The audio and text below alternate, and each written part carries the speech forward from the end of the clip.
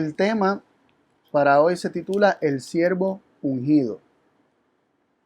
Y quisiera comenzar examinando algunas declaraciones del Antiguo Testamento donde se profetizaba y se hablaba sobre el Mesías y se le llamaba mi siervo. Dios le llamaba mi siervo al Mesías. Y vamos a comenzar leyendo en Isaías 42, versículos 1 y 2.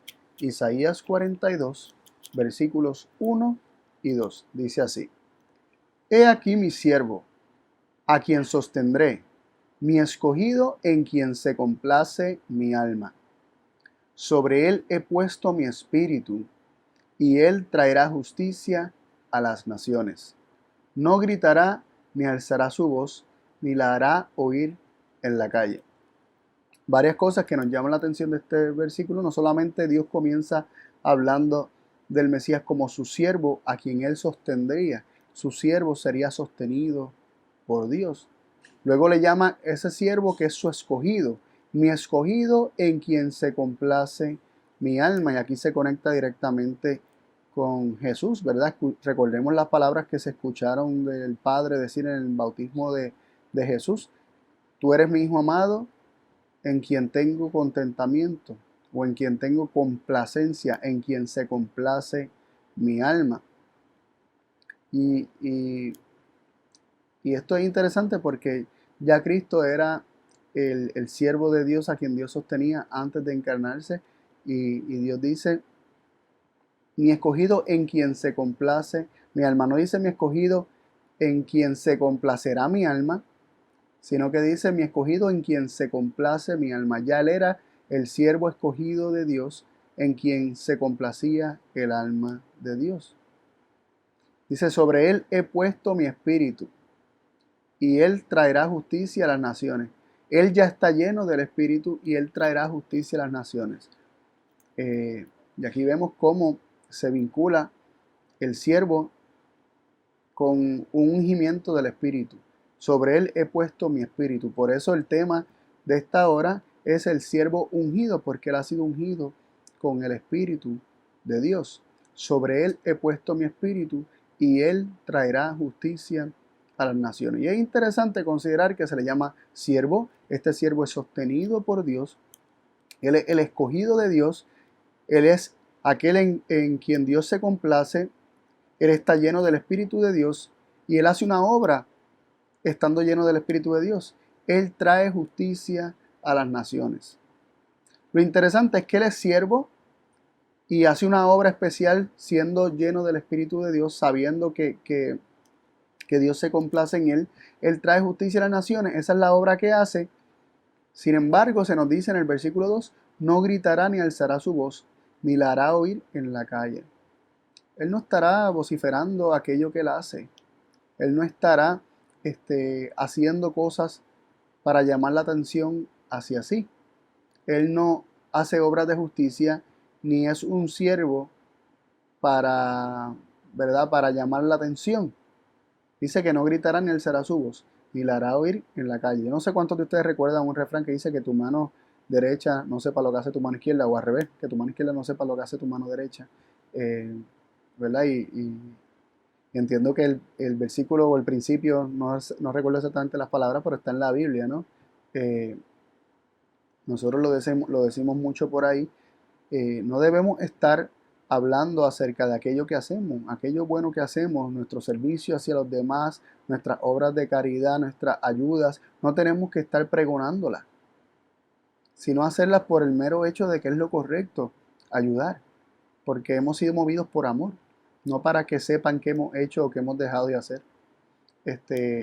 Y es interesante ver que este siervo, el Mesías, ¿verdad?, el ungido, el escogido de Dios, aquel sobre quien se complace Dios, o en quien se complace Dios, traería justicia a las naciones, pero no estaría gritando ni alzando su voz, ni la estaría haciendo oír en las calles, no se estaría anunciando. Miren lo que yo hago, miren lo que yo hago. Él no estaría haciendo eso. De hecho, recordamos muchas veces a Jesús diciéndole a las personas: mira, lo que acabo de hacer, no lo diga a nadie. Eh, Y vemos así a un Jesús que realmente hacía las cosas por ayudar a la persona, o sea, por el simple y mero hecho de que se compadecía de las condiciones de la raza humana y era movido a misericordia. También leemos en Isaías 53:11, un capítulo de Isaías que todo el cristianismo sabe que se está hablando del Mesías. El mismo Nuevo Testamento lo confirma. Y en este versículo, en Isaías 53:11, hablando del siervo, también se le llama el siervo sufriente, aquel de quien se está hablando en el capítulo 53 de Isaías, que es Cristo. Dice, a causa de la angustia de su alma, verá la luz y quedará satisfecho. Por su conocimiento, mi siervo justo justificará a muchos y cargará con los pecados de ellos. Por su conocimiento, mi siervo justo justificará a muchos y cargará con los pecados de ellos. El siervo justo se le llama no solamente el siervo escogido, en el cual se contenta el alma de Dios, aquel sobre el cual está puesto el Espíritu de Dios que trae justicia. Aquí se le llama mi siervo justo justificará a muchos y cargará con los pecados de ellos. Así que aquí se presenta a este siervo, a Cristo, como un siervo justo. Ya hemos visto un siervo escogido, un siervo ungido, un siervo que trae justicia, un siervo humilde que no anda llamando la atención hacia sí y hacia sus obras benéficas, sino que se dedica a hacer las cosas simplemente por ayudar. Y dice que en Isaías 53:11 que Él es un siervo justo, que Él es un siervo justo. También en Isaías 61, versículos 1 y 2, Isaías 61, versículos 1 y 2, dice así, el Espíritu del Señor Jehová está sobre mí, porque me ha ungido Jehová. Me ha enviado para anunciar buenas nuevas a los pobres, para vendar a los quebrantados de corazón, para proclamar libertad a los cautivos y a los prisioneros apertura de la cárcel, para proclamar el año de la buena voluntad de Jehová y el día de la venganza de nuestro Dios, para consolar a todos los que están de duelo. Por ahí el capítulo sigue, pero nos llama mucho la atención que aquí se le llama eh, o sea, él mismo hablando por medio del profeta dice, el Espíritu de Jehová, del Señor Jehová, está sobre mí. A él le fue dado el Espíritu de Dios porque me ha ungido Jehová. Y de ahí la palabra ungido, ¿verdad? De ahí que nosotros utilicemos el término el siervo ungido, porque él fue ungido con el Espíritu de Dios. Jehová lo ungió con su Espíritu. ¿Y lo envió para qué? Porque él es el siervo de Jehová. Él es el siervo escogido, él es el siervo justo. Él me ha enviado para anunciar buenas nuevas a los pobres, para anunciar buenas noticias a los pobres, para vendar a los quebrantados de corazón, para proclamar libertad a los cautivos y a los prisioneros apertura de cárcel. ¿Verdad? Los quebrantados de corazón son aquellos que están tanto sufriendo por alguna situación como aquellos que se sienten contritos y tristes por su situación, no es que se toman pena, sino por su condición pecaminosa, ¿no? Aquellos que sufren por los pecados cometidos. Y para proclamar libertad a los cautivos y a los prisioneros, tanto los que están en la cárcel física, porque han cometido delitos, las buenas nuevas, el Evangelio puede libertar y darle una libertad espiritual, una libertad de la culpa, pero también está hablando de libertad física, ¿no? Cristo puede traer libertad física, así lo hizo, por ejemplo, con Pedro y Juan, lo hizo con Pablo y Silas, o sea, lo hizo con diferentes siervos suyos que fueron sacados de la cárcel, así que más directamente está hablando de un aspecto espiritual, pero Cristo tiene el poder para hacer esto tanto físicamente como espiritualmente. Pero está enfocado más en una obra espiritual. Dice, para proclamar el año de la buena voluntad de Jehová y el día de la venganza de nuestro Dios, para consolar a todos los que están de duelo. Así que se presenta la obra de este ungido, de este siervo ungido, se presenta como una obra de traer buenas noticias, de sanar corazones, de libertar a los que son prisioneros, de pregonar la buena voluntad de Jehová, el día de su venganza, para consolar a todos los que están de duelo. Esa es la obra de Cristo. Eso es lo que Él desea hacer. Y si nosotros nos vamos a confirmar todo esto que estamos viendo en Isaías, desde el capítulo 42, ¿verdad? Hasta el 61 que hemos visto, vemos que el mismo Nuevo Testamento confirma que esto tiene cumplimiento en Cristo. Estas son palabras acerca de Cristo. Mateo 12, del 15 al 19, dice así: Como Jesús lo supo, se apartó de allí. Le siguió mucha gente y a todos los sanó. Y les mandó rigurosamente que no lo dieran a conocer, para que se cumpliese lo dicho por medio de del profeta Isaías, que dijo: He aquí mi siervo, a quien he escogido, mi amado, en quien se complace mi alma. Pondré mi espíritu sobre él, y anunciará juicio a las naciones. No contenderá, ni dará voces, ni oirá nadie su voz en las plazas. Así que se está diciendo que esto tiene cumplimiento en el ministerio de Cristo. Lo que me llama la atención es que dice que lo siguió mucha gente y a todos sanó. No sanó a algunos, sanó a todos. La gente tenía diversas enfermedades, diversas condiciones y a todos los sanó. A todos. Y habían personas que se acercaban a él con corazones tristes y también salían renovados. Habían personas que se acercaban a él con culpa y salían libertados de la culpa, con sus pecados perdonados. Habían personas enfermos mentales, dice lunáticos, la Biblia habla de que él sanaba lunáticos y, y también salían libertados de las cadenas, ¿verdad?, emocionales y espirituales que los ataban. Así que Cristo puede sanar cualquier situación, cualquier condición. La cosa es que Él no lo hace para llamar la atención, simplemente para que crean que Él es el Mesías, para que se acerquen a Él, para que le sirvan a Él. Él lo hace porque se interesa en los hombres, porque Él quiere el bienestar de los hombres. Él lo hace con la única sencilla razón de que Él quiere ver bien al hombre, Él quiere verlo restablecido, Él quiere volver a ver en el hombre la imagen de Dios. Y por eso vemos que Él no anunciaba que Él hacía todas estas cosas, le decía a la gente: mira, no den a conocer lo que ocurrió, no lo tienen que decir por ahí, no tienen que andar diciendo lo que se hizo. Sin embargo, la gente no podía contener lo que Jesús había hecho en su vida y lo daban a conocer, y cada vez su fama crecía más y más. También leemos en Lucas 4, versículos del 16 al 19 lo siguiente: Fue a Nazaret, donde se había criado, y conforme a su costumbre, el día sábado entró en la sinagoga y se levantó para leer. Se le entregó el rollo del profeta Isaías, y cuando abrió el rollo, encontró el lugar donde estaba escrito: El Espíritu del Señor está sobre mí, porque me ha ungido para anunciar buenas nuevas a los pobres, me ha enviado para proclamar libertad a los cautivos y vista a los ciegos, para poner en libertad a los oprimidos y para proclamar el año agradable del Señor.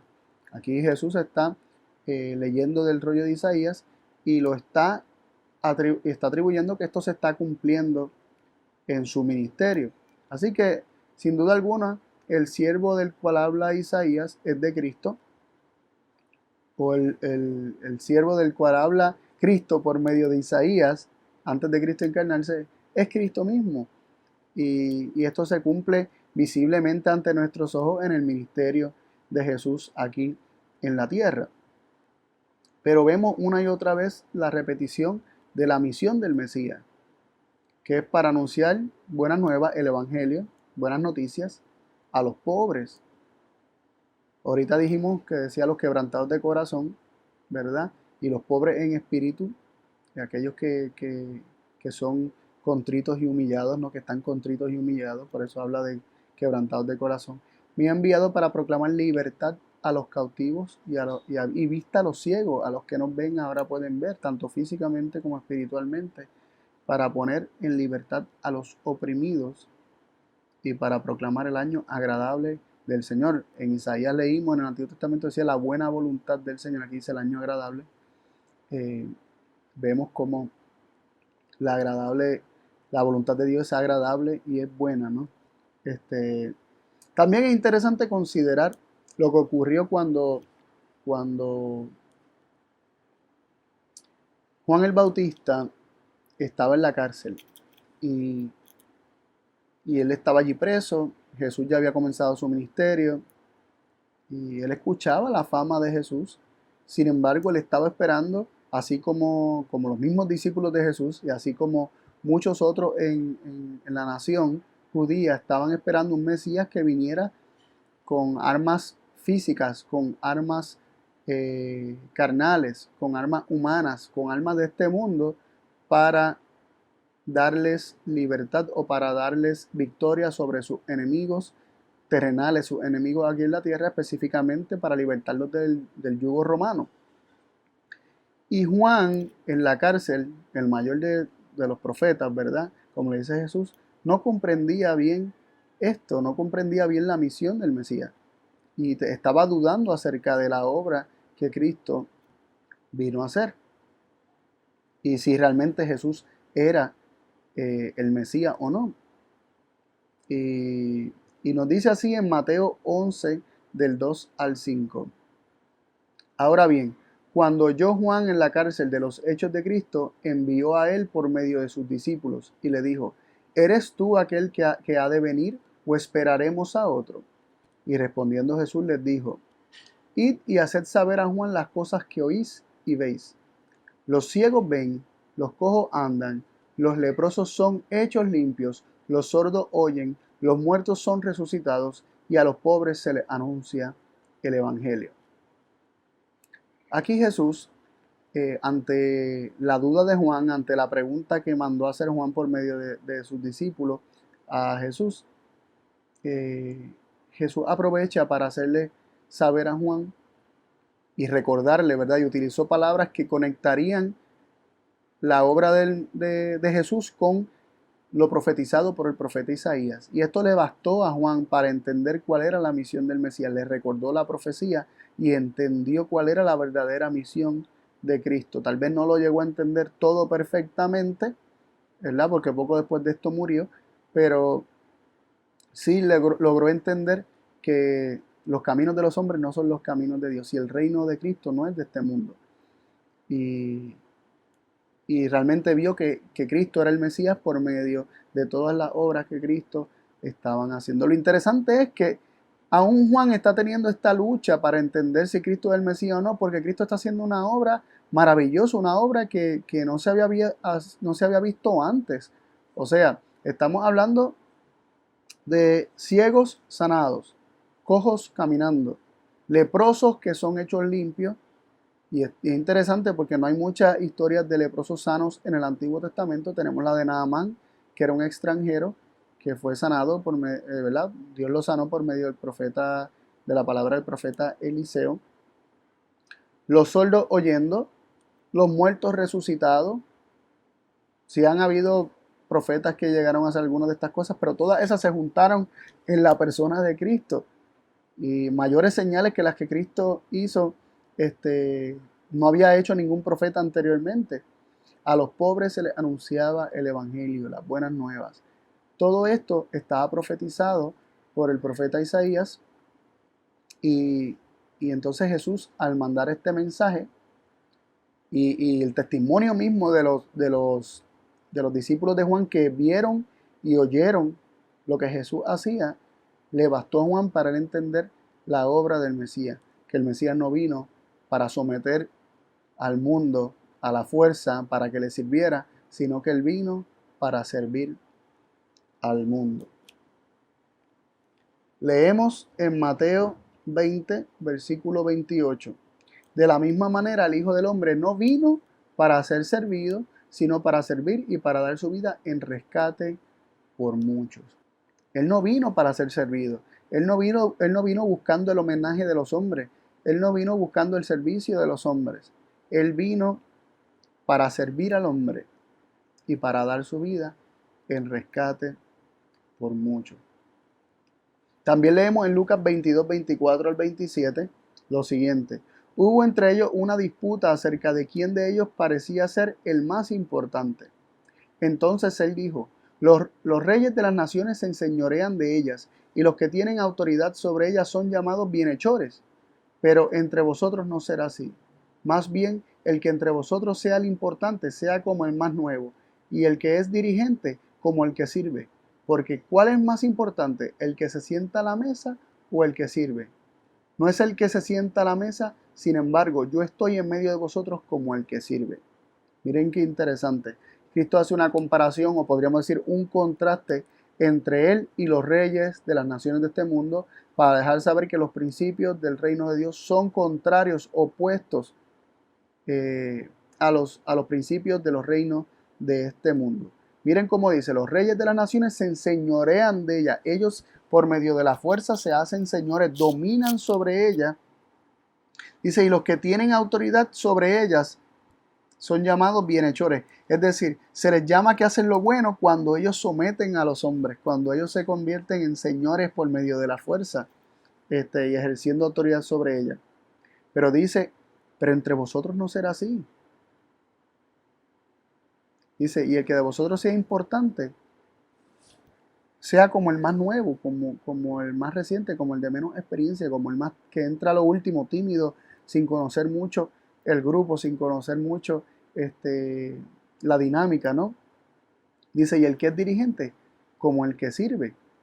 Y luego Jesús establece el contraste abierto. Dice, ¿quién es más importante en este mundo, ¿no? ¿El que se sienta a la mesa o el que le sirve?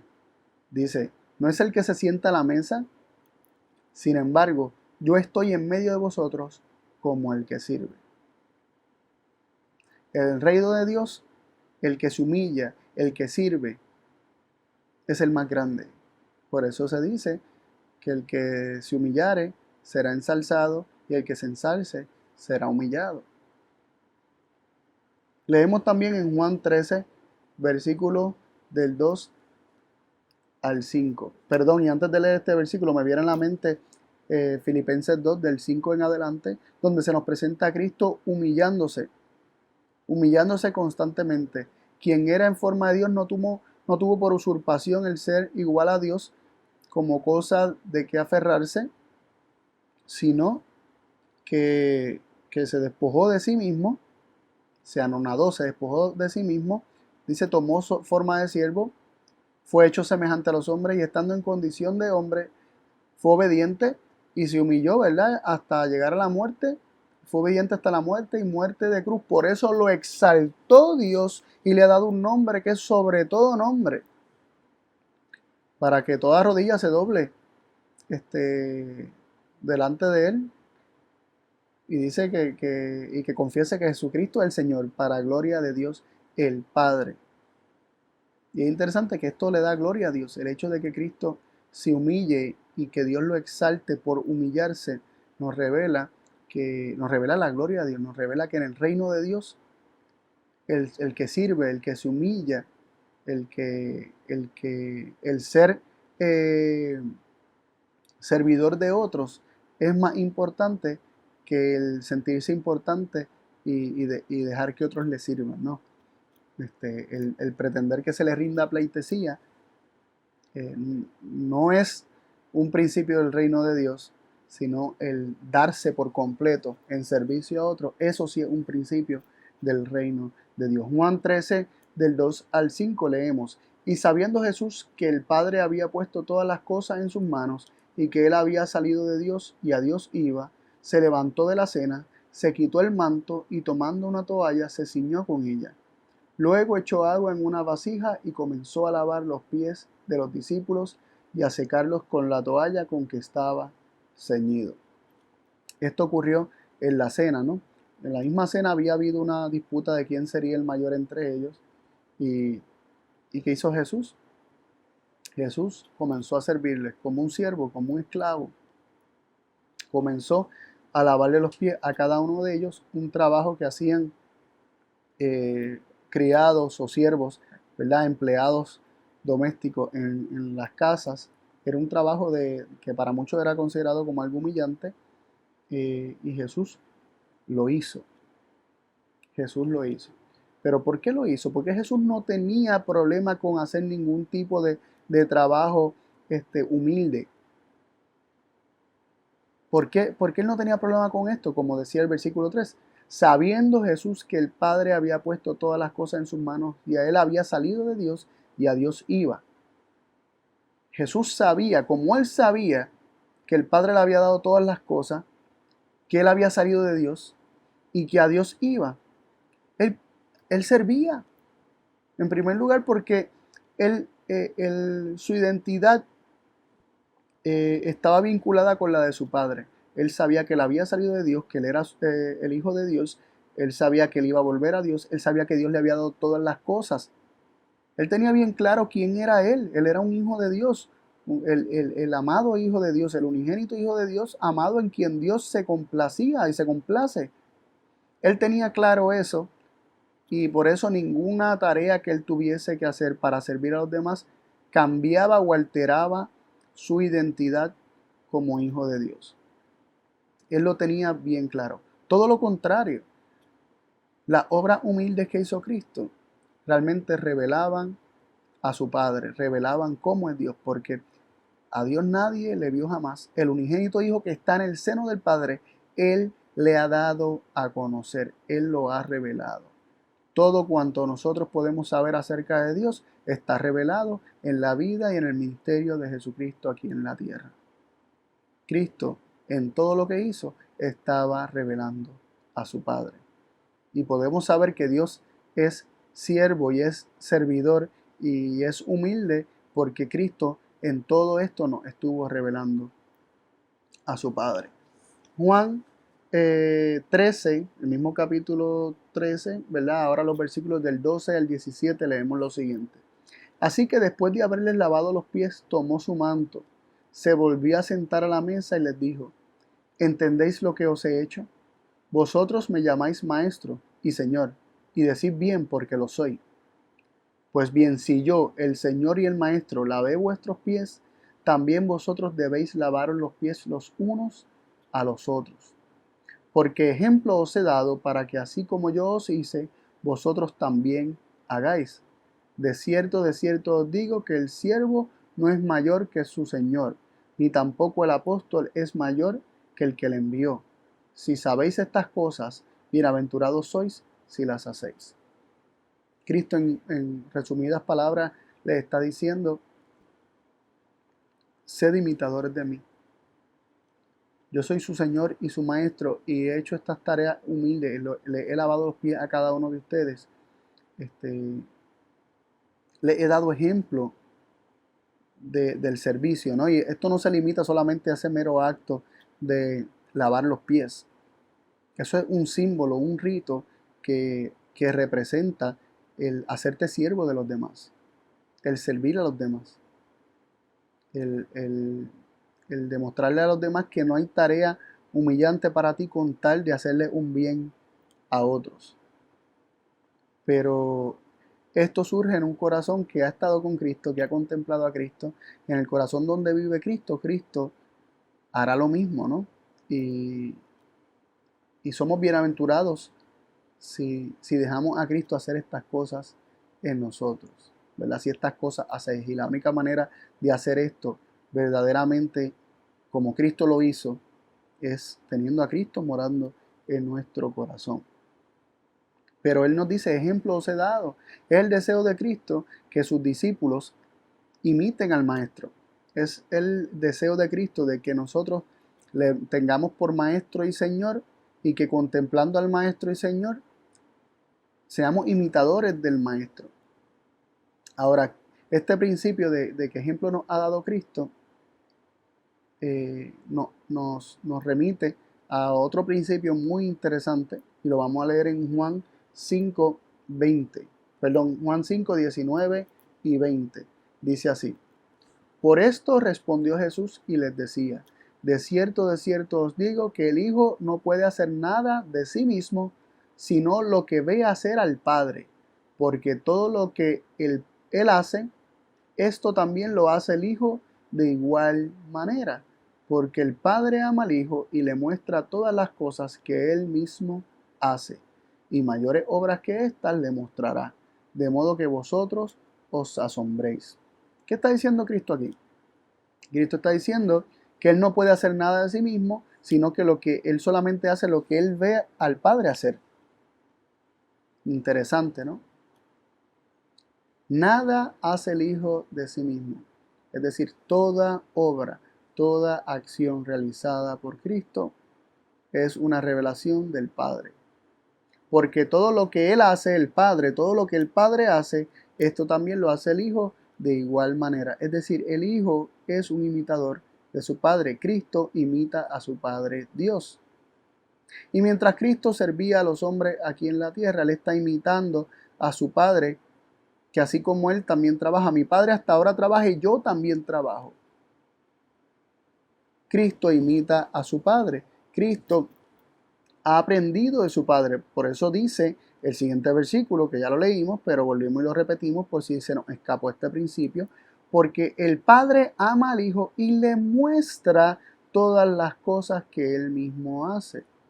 El Padre le enseña, le muestra, le revela al Hijo las cosas que Él mismo hace para que el Hijo las revele al universo. Aquello que está en el corazón del Padre hacer, aquello que es el deseo de Dios, aquellas obras que revelarían al universo el corazón de Dios y la buena voluntad de Dios, el Padre se las muestra al Hijo y el Hijo las hace para revelar a su Padre. Y dice, y mayores obras que ésta le mostrará el Padre al Hijo, de modo que vosotros os asombréis. Dios quiere revelarse en la persona de su Hijo. Dios quiere revelarse en su Hijo. Y lo envió a este mundo para que Cristo, como siervo ungido, lo revelara perfectamente.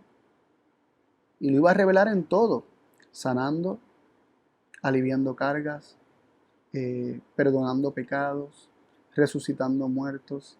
Y todo eso sin estar vociferándolo, porque lo que quiere Dios que conozcamos es que Él simplemente quiere que estemos bien, Él quiere nuestro bienestar. Y Él sirve al hombre porque quiere el bienestar del hombre.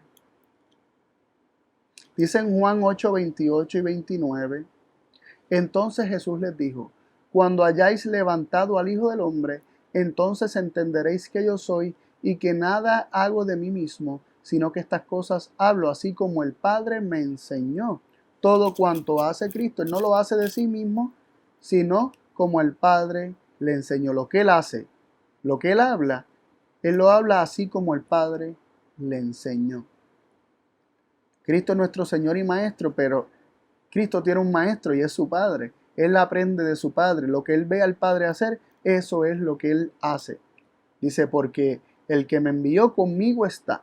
El Padre no me ha dejado solo porque yo hago siempre lo que a Él le agrada.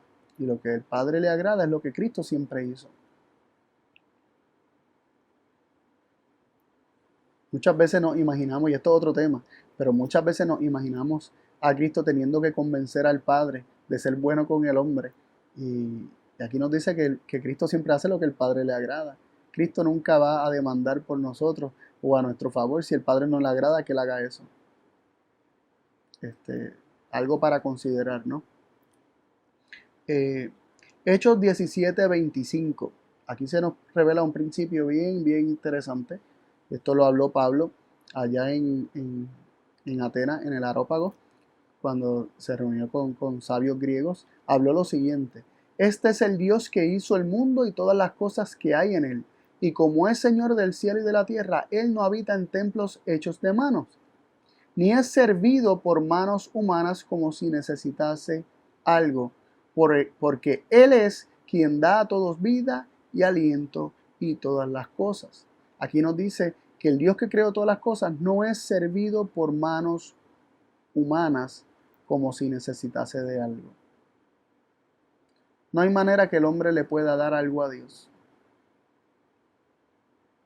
Sin embargo, Él es quien da a todos vida, aliento y todas las cosas. Dios es siervo por excelencia, pero no un siervo con un señor, porque no hay nadie por encima de Dios. Dios es soberano. El Padre era la cabeza de Cristo. Nos dice la Biblia que Dios es la cabeza de Cristo y Cristo está sujeto al Padre, pero el Padre no está sujeto a nadie.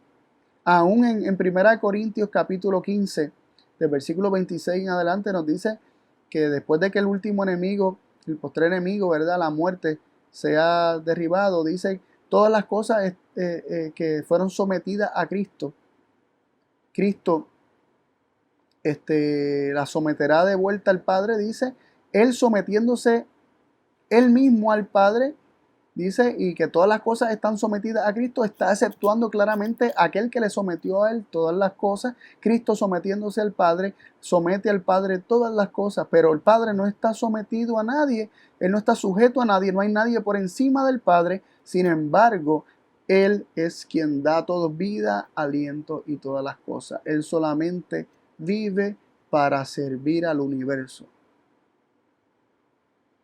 La vida del Padre fluye por medio de Cristo a todo el universo.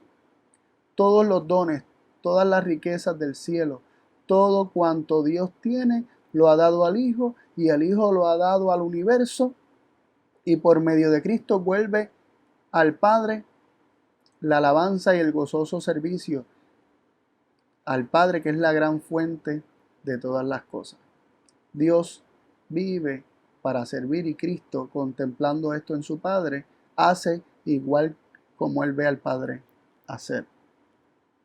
Y es interesante que esto no es algo limitado a la encarnación de Cristo, porque Lucas 12:37 nos habla que en la eternidad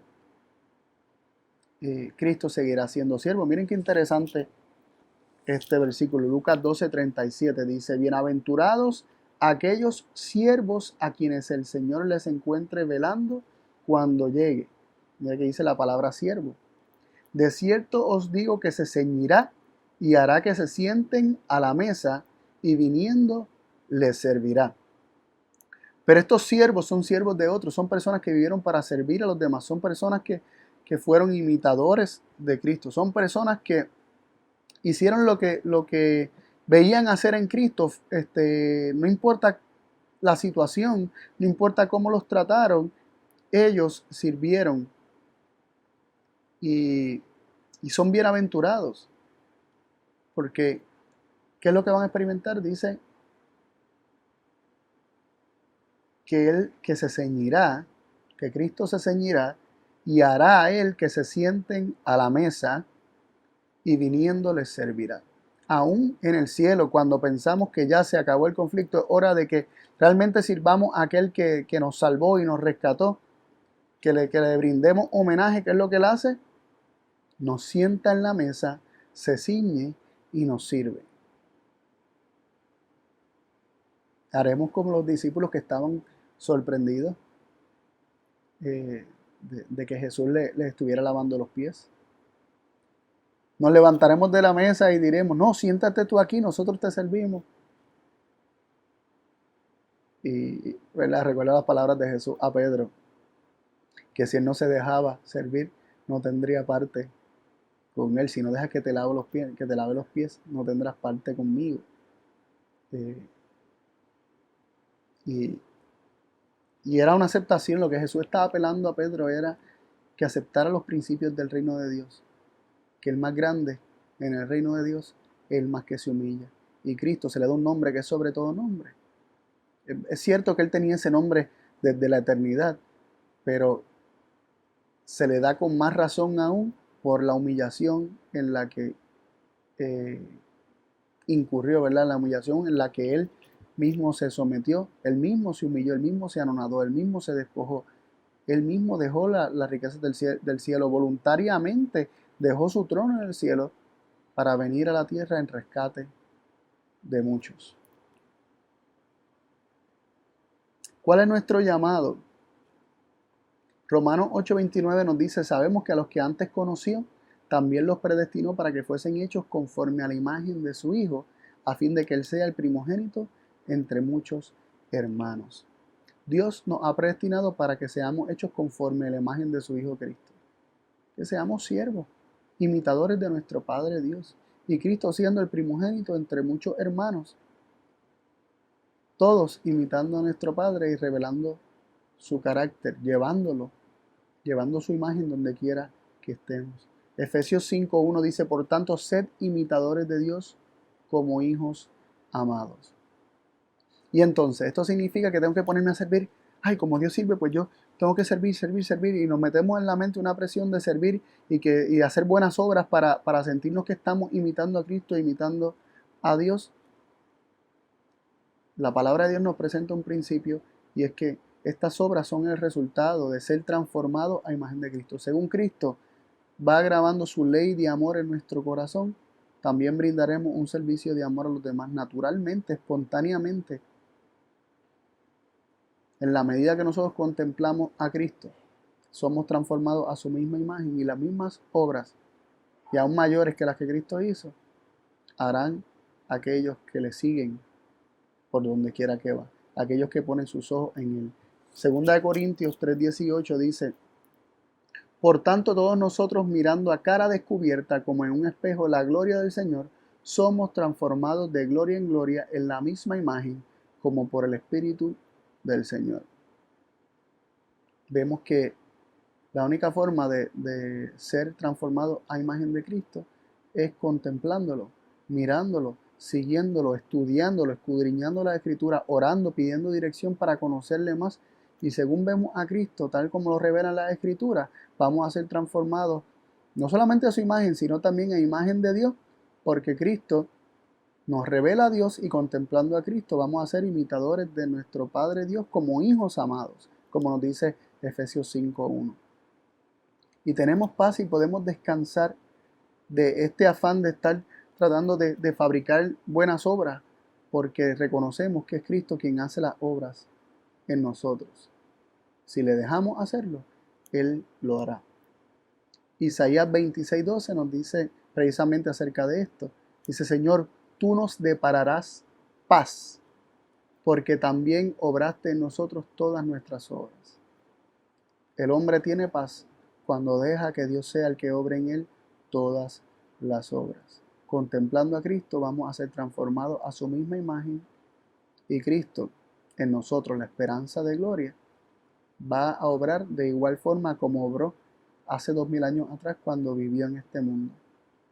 Que Dios nos ayude a poner los ojos en Cristo, confiando en que llegaremos a ser transformados a su misma imagen, que Él es la imagen del Dios invisible y el resplandor de la gloria de Dios, para que la gloria de Dios también resplandezca en nosotros.